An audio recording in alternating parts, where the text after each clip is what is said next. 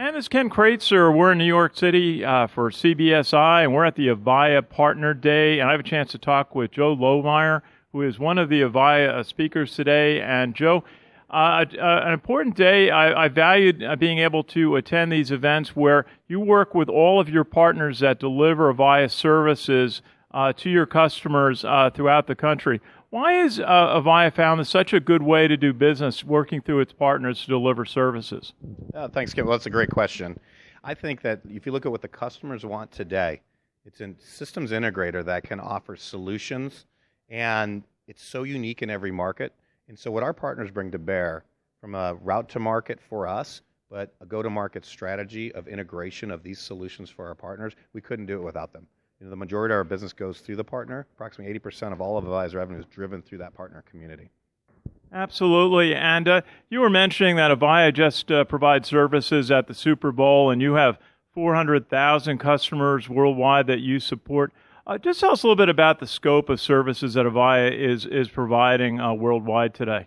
Yeah, I think that's the most exciting opportunity for our partners today is that footprint. Is that install base, that customer base of nearly 400,000 customers, like you said. And if you look at the actual handsets, there's approximately 72 million handsets that are CM 4.0 or older, and that's mass opportunity for upgrade. And so there's that richness of history with Avaya. We started out of the Bell Labs days up here in the Northeast in New Jersey to from the Lucid days, AT&T to today. And so you look at that richness we bring in telephony, mixed today with IP telephony, the contact center expertise, and then the entire stack, from wireless, the network, security, the richness of our product set that we bring, those services and solutions to our customer base through our partner community. And certainly one of the themes today is that customers expect to be able to use their devices almost anywhere, and the number of devices, one of your speakers said that the average person brings 3 devices to work with them every day. How is it, I know that the expansion of Wi-Fi is so important and a key Avaya service. How is it able to Avaya to be able to support so many different devices in different locations? We have to purpose build these architectures and these infrastructures for the whole BYD. I wouldn't call it a revolution. I would call it is what's happening today. It's already happened. So that BYD, the customer expectation of end user computing, of seamless deployment, and you can provision applications now through virtualization in a matter of minutes, if not seconds. The bottleneck today has become the architecture. So if you look at mobility, like you talked about, and these end user devices, today's worker comes into a company wanting to utilize what they have today. So security is so important with that. But that mobility, we are all mobile.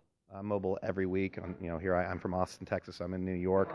I just got on a video call, a Scopia call on my phone. That's my own device.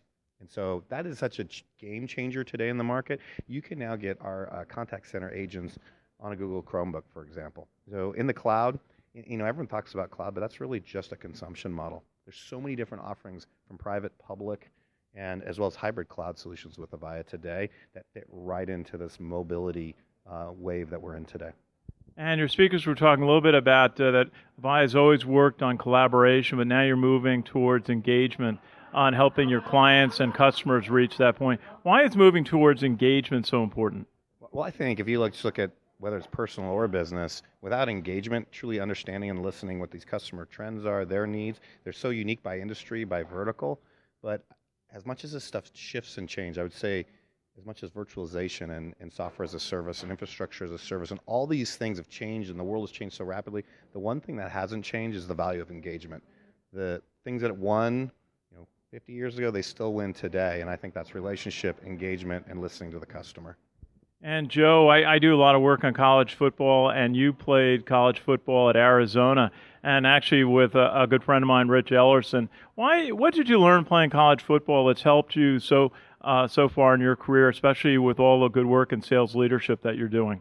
Wow. So if you look back at the coaches, and every one of them is their own virtual CEO of those teams and their position coaches, and actually played directly for Rich for a few years. And what I learned from Coach Tomey at Arizona and Rich is priceless. I'd say the number one thing is that you self-affirmation, belief in what you're doing. I would actually, let's net it out into 3. Adversity. everybody who plays football at one point has to overcome some sort of adversity, whether it's in a game or physical injury or those. And so learning how to manage through that, I would say, is one. So overcoming adversity. The second is balancing. When you have to balance an academic life with an athletic life and the rigors they expect college athletes to do, is the ability to scale yourself but prioritize what's important, because you still got to get the grades and yet you still got to perform on the field. And I think that relates so much over into business today. We're drawn in a lot of areas, but you still got to perform. And then the third that stuck with me is a thing, seizing coachable moments. The greatest coaches, Rich, Tommy, and all of them, they know what to say, when to say it. They have that leadership core that makes an impact. And you think it as a player, you think of that on the field. And so I translate that to today as I lead teams. It's, you don't wait to give feedback. You give it immediately. You try to seize coachable moments and try to really lead from the heart. And Joe, if someone would like to find out more information about Avaya, there's a lot on your website. What's the best way to find out more about Avaya products and services? So I'd say the best way is if you go to avaya.com, you can go enter your zip code, find a partner in your area, and us directly as a manufacturer, we can recommend partners to you. And I really recommend locking arm in arm with a solution provider in your local market, and lock arm in arm with the Avaya. We have field reps in every city. And that's the best way to really go about it. You can do a search on our partner site and find out who you should interlock with based on your needs as a customer. Hey, thanks so much. This is Ken Kraetzer for CBSI in New York City at the Avaya Partner Day.